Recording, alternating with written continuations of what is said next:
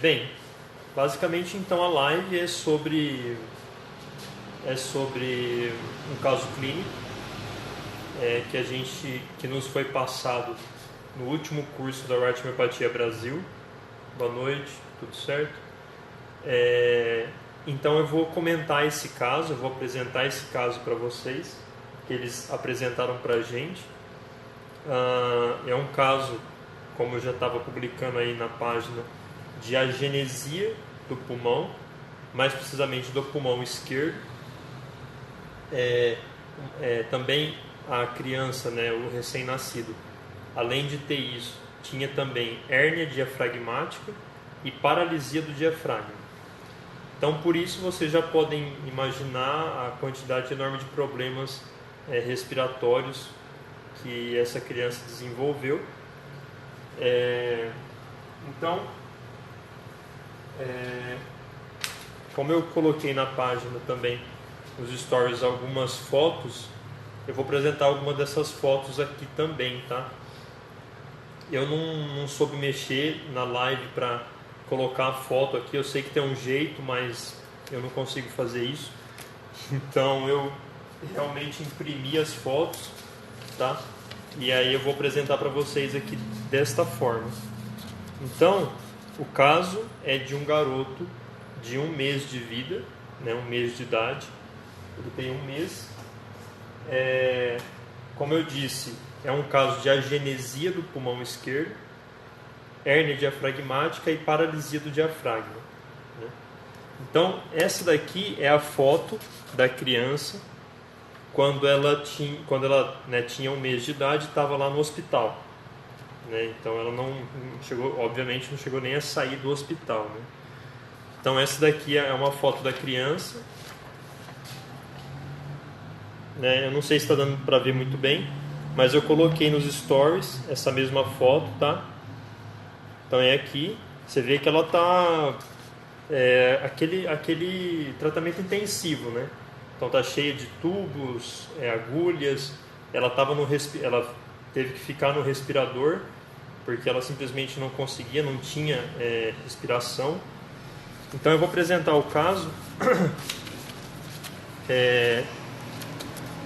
Então, da onde surgiu o caso na hora do curso, né? Bem, o Dr. Altar foi quem apresentou o caso, né? Mas quem tratou do caso foi ele e o irmão dele, né? Que é o Dr. Manrup, que também deu o curso pra gente. O Dr. Altar então estava explicando algumas questões sobre disposição do paciente, o quanto a disposição do paciente é importante, se não uma das coisas mais importantes, para que a gente possa então dar a medicação homeopática. Eu desliguei o ventilador porque está me enchendo o saco esse barulho, e acho que é vocês também. Então o Dr. Altar ele estava explicando para a gente quanto que a observação da disposição do paciente é importante. E para mostrar isso na prática, ele então apresentou esse caso para a gente. Então, ele falou então que o pai dessa criança foi até ele, falou: doutor, a gente quer saber o que a gente pode fazer, se é que a gente pode fazer alguma coisa, porque os médicos lá do hospital falaram que não tem mais nada para fazer, não é possível fazer cirurgia, e que a criança vai morrer daqui a algumas horas, daqui a alguns dias, e que ela está numa condição que, né, ela está sobrevivendo por conta das máquinas do hospital, por conta dos remédios que estão dando, né? E é por isso. Então, eu queria saber do senhor se é possível fazer alguma coisa para que a gente possa tentar resolver esse problema dela. E se o senhor disser que não, eu gostaria que o senhor fizesse isso, colocasse isso no papel, para que eu então possa ir para o hospital e desligar os aparelhos, porque então não existe mais o porquê a gente continuar com essa criança lá, sendo que ela vai morrer daqui a alguns dias ou algumas semanas. Então o Dr. Altar falou: não, a gente pode tentar sim um tratamento homeopático. E aí então eles conseguiram, né, parece que os pais tinham muita... Eles explicaram pra gente que parece que os pais tinham uma certa influência no hospital, fazendo com que eles conseguissem então entrar, ver a criança, falar que podia dar isso ou não podia dar aquilo. Então eles conseguiram ir lá, né? E então eles mostram alguns vídeos. Ontem eu postei uma parte de um vídeo que eles mostraram, que foi exatamente da primeira vez que eles foram ver a criança, e que mostra também essa parte aqui dela, né? Essa foto aqui. Então, eles foram lá observar essa criança, e eles então viram que o diafragma estava aberto, os intestinos estavam subindo em direção ao tórax, fazendo então que isso gerasse uma incapacidade de contrair os pulmões. Por isso que ela ficava o tempo todo, né, no respirador, né? Então, os médicos também disseram, não é possível fazer nenhum tipo de cirurgia, porque o estado dela é muito crítico. Sendo assim, eles observaram também que o pulmão direito, como o esquerdo tinha essa agenesia, o pulmão direito estava entrando em colapso, né? Ele estava entrando em colapso por conta de ter que fazer todo o trabalho e por conta do problema do diafragma também. Bem, eles explicaram para a gente, aí é uma parte muito interessante, eles explicaram que para isso ter acontecido, que para a criança ter nascido dessa forma, com todos esses problemas tão graves, um trauma muito grande deveria ter acontecido na gravidez. Então eles falaram, durante a gestação tem que ter havido algo muito grave, muito forte que houve com a mãe, para que isso então gerasse esse problema na criança. Porque isso então gerou algo na mãe que então passa para o filho. E aí então eles foram, antes de falar da história da gravidez da mãe, eles mostraram para a gente alguns testes, né, alguns exames laboratoriais. Mostraram, por exemplo, a pressão de CO2, a pressão de O2, né, do sangue.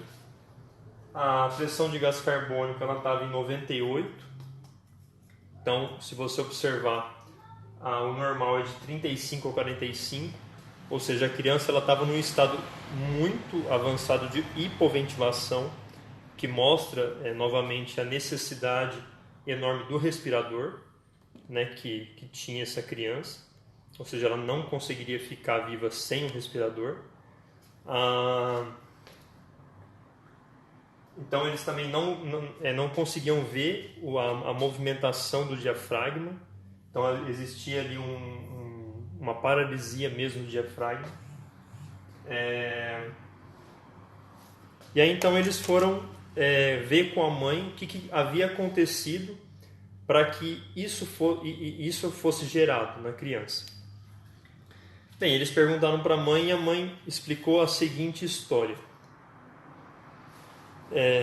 Ela disse que no 4º mês de gestação ela teve um sangramento pelo reto e então ela achou que isso era um aborto espontâneo e achou que, obviamente achou que ia perder a criança. Isso deixou ela muito assustada. Ela e o marido correram para o hospital. A sua pressão baixou, ela ficou em hiperventilação, foi sedada depois de um tempo, e aí, então depois de um tempo no hospital ela ficou mais calma. Só que esse medo que ela desenvolveu, né, em perder o filho, né, na gestação, em ter um aborto espontâneo, ela diz que sempre, durante todo o resto da gestação, isso permaneceu com ela. Sendo assim, lá no 5º mês de gestação, ou seja, um mês depois, ela foi fazer exames rotineiros, né, para ver como é que estava a criança. Então ela realizou um ultrassom, e nesse ultrassom então mostrou uma anormalidade na cabeça e nas mãos da criança. E os médicos, por incrível que pareça, sugeriram para ela o aborto. Falaram, sua criança vai nascer com um problema, a gente recomenda que você então tire a criança. Porém, os pais, né, essa mulher e o marido, eles eram muito religiosos, e aí então eles falaram, não, a gente não quer tirar a criança, a gente vai permanecer até o final da gravidez, e não importa o que acontecer, a maneira com que ela vier, nós vamos deixar isso continuar, e depois vamos ver o que vai acontecer. E foi exatamente assim que aconteceu. Eles tiveram a criança então e ela nasceu nesse estado. Eles explicaram então que todo esse medo da mãe, né, todo esse medo que a mãe teve por conta da vida da criança, foi que desenvolveu todos esses problemas na criança. E aí então a gente entra na questão da observação, né, de como que eles tomaram esse caso.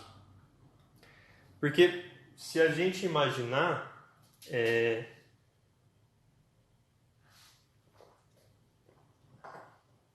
a gente parar para pensar, o que seria que eles poderiam dar, como que eles poderiam, quais coisas eles iriam pegar para escolher a medicação homeopática. Porque, além de ser uma criança de 1 mês, né, além disso, ela estava, né, naquela situação, ou seja, entubada, cheia de catéter, de tubos, e aquela coisa de UTI mesmo. Bem, aí então eles mostraram pra gente uma foto, um raio-x, lá do dia que eles, alguns dias antes que eles foram visitar a criança, e esse daqui é o raio-x da criança, né, do tórax dela. Vocês podem ver que aqui tem essa mancha preta, né, aqui do meu lado direito, ou seja, onde está o pulmão que desenvolveu, e do lado esquerdo aqui, vocês podem observar que não tem nada, não tem mancha, não dá para ver nada. Ou seja, aqui no lado esquerdo era onde havia o problema, ou seja, não havia pulmão ali, ou seja, ocorreu essa agenesia do pulmão. Então eles foram explicar para a gente que era um caso muito complexo por conta exatamente dessa maneira com que a criança estava. Ou seja, eles disseram para a gente não tem nem sintomas gerais, muito menos sintomas particulares. Por conta disso, nós dependíamos somente da observação da criança. Relembrando aqui, pessoal, algumas questões. O pessoal da arte homeopatia, eles não pegam de forma alguma absoluto. Eu preciso explicar isso, porque senão algumas pessoas vão falar assim, mas por que eles não utilizaram esse ou aquele sintoma local, né? Por que eles não pegaram a genesia pulmonar, por exemplo? Eu preciso explicar realmente como eles trabalham para que você entenda isso. Eles não pegam absolutamente nunca nenhum sintoma que seja relacionado com a doença.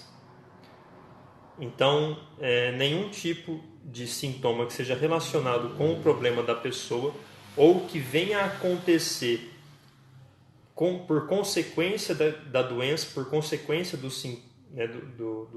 quadro patológico, eles não pegam nunca isso, né? Então, alguns exemplos que eu já dei na página outras vezes para explicar isso deles. Por exemplo, eles nunca vão pegar a rúbrica sedento para uma pessoa que tem diabetes, porque uma pessoa que tem diabetes, é normal, é comum que ela seja sedenta, que ela tenha sede por conta da diabetes, ou seja, uma consequência do processo patológico dela. Sendo assim, eles não pegam sintomas ou da doença ou que são relacionados ou consequência da doença. Então, por isso que eles falaram para a gente, nós só dependíamos da pura e simples observação da criança no leito para prescrever. Tá? Então, sendo assim, eles começaram então a mostrar alguns vídeos para que a gente pudesse observar também a criança. Então, a gente também começou a observar e eles foram perguntando, então, o que vocês veem, né? No vídeo que eu coloquei, eu não sei se todo mundo assistiu, mas eu não vou ter uma foto aqui. A criança, quando ela está de olho aberto, acordada, ela a todo momento ela fica muito alerta. Ela fica o tempo todo, ela não se move, não move a cabeça, mas os olhos dela o tempo todo vêm para lá e para cá com uma atenção muito grande, ou seja, ela está em estado de alerta muito grande. E também, uma das coisas mais peculiares que eles conseguiram observar na criança é que a todo momento, independentemente de que processo que se fazia nela ali, então uma agulha aqui, um tubo aqui, uma outra coisa aqui, nunca, em todos os vídeos que eles mostraram pra gente, a criança nunca chorava. Ela não tinha reação de dor, ela não sentia a dor de uma agulha, daquele monte de aparelho nela, ela não chorava. Aí você pode até falar assim, mas ela usava sedativos. Não, na verdade não, porque os médicos não estavam dando sedativos por conta do medo de ela entrar em colapso, né? Então, por conta disso, eles não prescreveram nenhum tipo de sedativo. Sendo assim, então, eles pegaram essas duas características da criança. Então, como eles só dependiam da observação e como eles trabalham dessa forma, eles só escolheram, então, e só pegaram essas duas coisas. A disposição do paciente, como sendo disposição alerta, e também a rúbrica indiferença ao sofrimento ou a rúbrica indiferença à dor. Tá? Na repertorização que eles mostraram para a gente, lá deles, do curso, eles pegaram as duas rúbricas e a disposição alerta. Eu peguei as mesmas rúbricas, tá? Para mostrar para vocês aqui. Então, o repertório deles eu não vou lembrar qual que é, tá? É um repertório, eu não sei, mas é um repertório que eles usam lá. E eu fiz pelo arqueiro e deu quase que os mesmos resultados, para falar a verdade. E a repertorização, então, basicamente é esta aqui. Eu sei que está ruim de ver, tá? Mas então aqui, ó, eu peguei mental, indiferença ao sofrimento, mental, indiferença à dor e mental, estado alerta, tá? Então vocês puderam ver que nesse caso, por exemplo, eles só escolheram rúbricas mentais, né? Isso não é uma característica deles, tá? Se você falar assim, não, então eles só vão pelo mental, não. Tem casos que eles só utilizam sintomas físicos, sintomas locais. Por quê? Por conta disso que eu expliquei. Nada que é relacionado com a doença, eles vão colher para usar para prescrição do remédio. Então aqui, na repertorização, eu fiz como eles fizeram, peguei esses sintomas, essas rúbricas, e o primeiro remédio que deu, que possuía todas as rúbricas e que deu o maior número de pontos, foi ópio, né? E o que deu muito parecido também foi o estramônio. Então o ópio e o estramônio, eles ficaram, digamos que quase pau a pau. O ópio ficou com um número maior de pontos, mas aí então eles perguntaram pra gente, mas por que a gente vai ter que dar ópio e não estramônio? E aí então ninguém soube responder. Eles explicaram então a questão do porquê que eles deram ópio para a criança e não estramônio.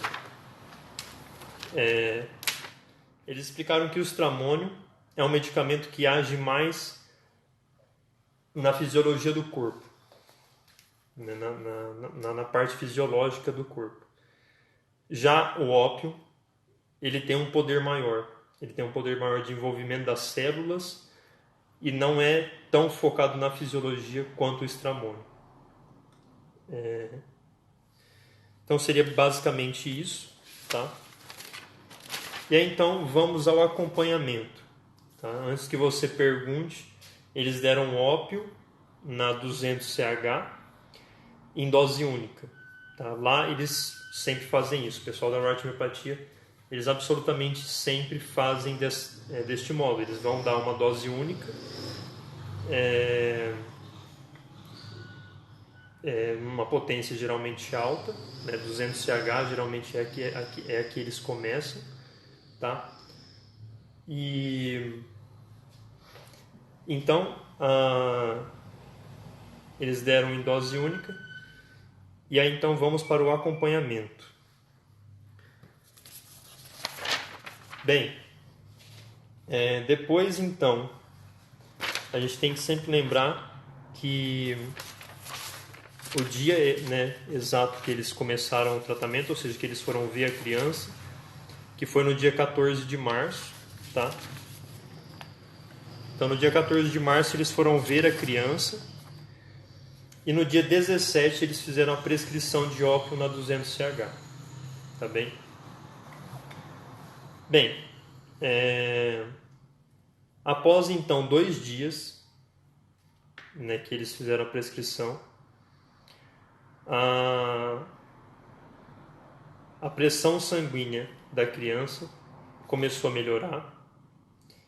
Ela, eu esqueci de falar para vocês no início, mas por conta de todos esses problemas, ela tinha que ficar tomando adrenalina e noradrenalina a cada hora, e eles estavam dando, acho que eram 3 miligramas por hora desses dois medicamentos. Porque o coração dela, se não fosse isso, o coração dela iria parar.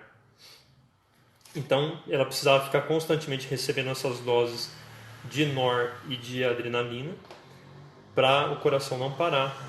Então, após a medicação homeopática, essa quantidade dessa medicação baixou para 1 miligrama por hora, tanto da adrenalina quanto da noradrenalina. Isso depois de 2 dias da medicação homeopática. E eles explicaram também que a pressão, né, lá do sangue de CO2 foi reduzida, ou seja, iniciou um certo grau de tentativa de respiração, né? Aquele gás carbônico começou a sair e essa pressão começou a baixar. Aqui eles então mostraram para a gente um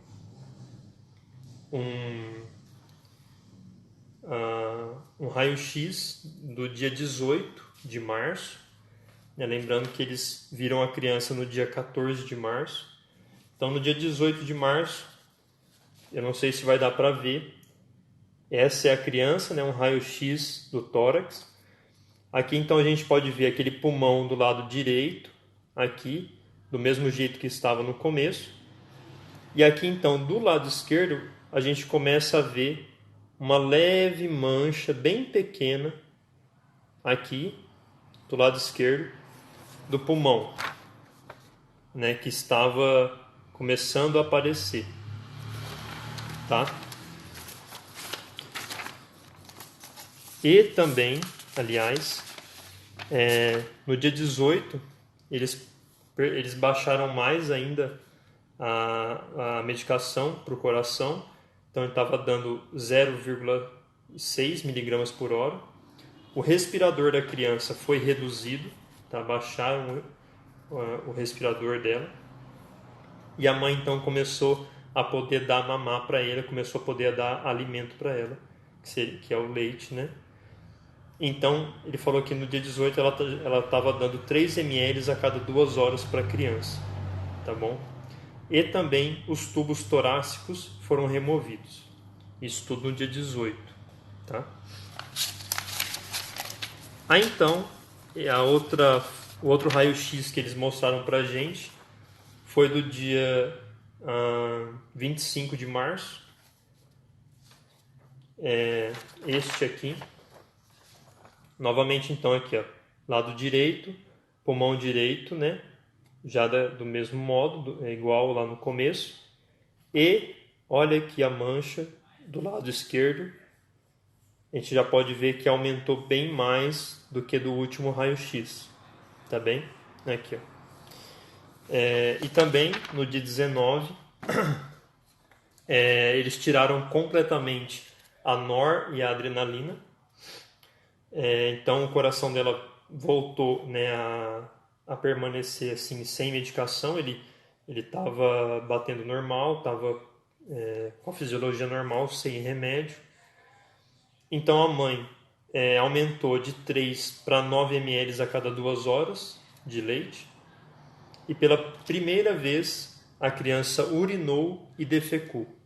Isso no dia 19 de março.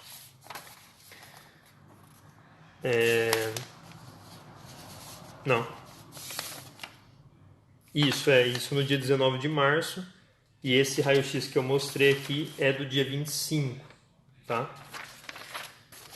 Aqui então, no dia 20 de março, então você vê que eles foram acompanhando, fizeram um acompanhamento de cada dia. Então no dia 19, depois para o dia 20, no dia 20 a criança teve uma febre.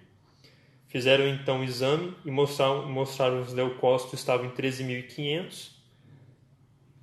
Eles fizeram de tudo para os pais não permitir nenhum tipo de antibiótico, nem nenhum tipo de tratamento alopático, e conseguiram isso. No dia 20 de março, então, a pressão de CO2 baixou para 40, né? Então você percebe que aí já tem um trabalho bem mais efetivo da parte respiratória. E então foi removido o catéter da urina. Os movimentos diafragmáticos iniciaram também no dia 20, tá bom? Então, aí depois, no dia 21 de março, eles mostraram um vídeo onde eles mostravam, eu não consegui colocar esse vídeo aqui, tá? Mas onde eles mostraram os movimentos diafragmáticos da criança. Isso no dia 21 de março, tá bem? No dia 25, que foi esse último raio-x que eu mostrei, né, que vocês podem ver o pulmão ali dela esquerdo bem mais evidente. Então no dia 25, a outra coisa que aumentou também foi a alimentação, ou seja, de 9 ml passou para 19 ml a cada 2 horas, tá bom? No dia 28 de março, o respirador da criança foi trocado. Então eles explicaram lá, tá? Como eu não entendo, eles explicaram que mudaram para um tipo de respirador que é menos, que é mais fraco, que permite que a pessoa trabalhe também um pouco da respiração própria do corpo. Então eles trocaram o respirador, né, para um convencional, e depois, num certo momento do dia 28, por 1 hora, eles tiraram completamente a criança do respirador, e então por 1 hora ela respirava sozinha, tá? Aí então eles colocaram depois uma foto pra gente de comparação do dia 14 ao dia 9 de abril, tá? Então a última foto que eu mostrei para vocês foi do dia 25. Depois então eles fizeram uma comparação de uma foto de um raio-x do tórax do dia 14 e uma do dia 19, do dia 9 de abril, tá? E é exatamente isto aqui. Aqui você pode ver que esse aqui é do dia 14, tá? De março, onde então aqui a gente só consegue ver o pulmão direito, tá? E essa daqui é do dia 9 de abril, tá? Onde a gente consegue então observar o pulmão esquerdo aqui, né, bem mais evidente, tá bom? Sendo assim, a gente observa então que o quadro da criança quase que praticamente retornou à normalidade de um ser humano, né, normal. E eles disseram pra gente então que em média 25 dias após a medicação homeopática, o pulmão da criança se desenvolveu inteiro, completamente inteiro. E aí então eles mostraram por último a foto de como que a criança estava lá na época do curso, que foi em junho, se eu não me engano. E essa daqui é a foto de como a criança estava depois, né, daquele tempo, depois de 3 meses que eles fizeram o tratamento.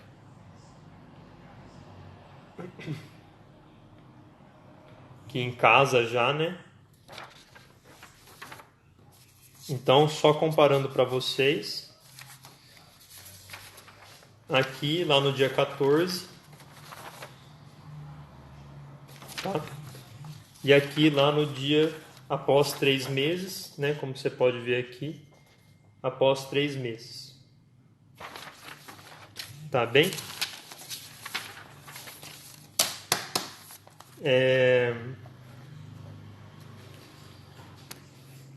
Então, depois de 3 meses a criança ficou sem absolutamente nenhum tipo de remédio alopático, tá? Depois também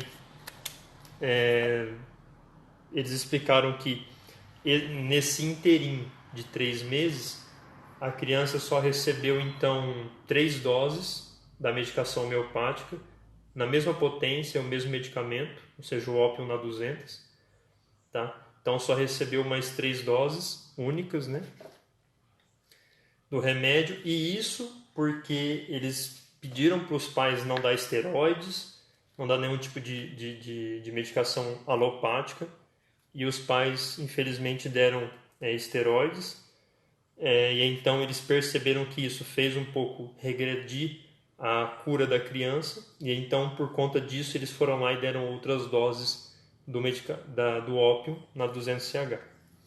Eles conseguiram também fazer com que os pais não dessem nenhum tipo de antibiótico. Eles falaram que isso era de suma importância, tá? E foi isso. Bem, basicamente o que eu tinha para falar do caso era isso, tá? Então, como eu disse, o ópio na 200-CH foi quem fez o trabalho, e eu também expliquei como que eles chegaram até essa medicação e mostrei para vocês também a repertorização deles, que, vamos falar a verdade, foi bem simples, só que, não sei vocês, mas acho que qualquer um de nós teríamos pego os sintomas físicos desse quadro para tentar tratar, para dar uma medicação, e a única coisa que eles não fizeram foi isso, né? Eles olharam basicamente a disposição da criança e também essa característica muito peculiar da mesma, de não sentir dor, de não estar ligando para aquele sofrimento. Então, basicamente foi isso, pessoal. Tá? Eu quero agradecer a todo mundo que assistiu.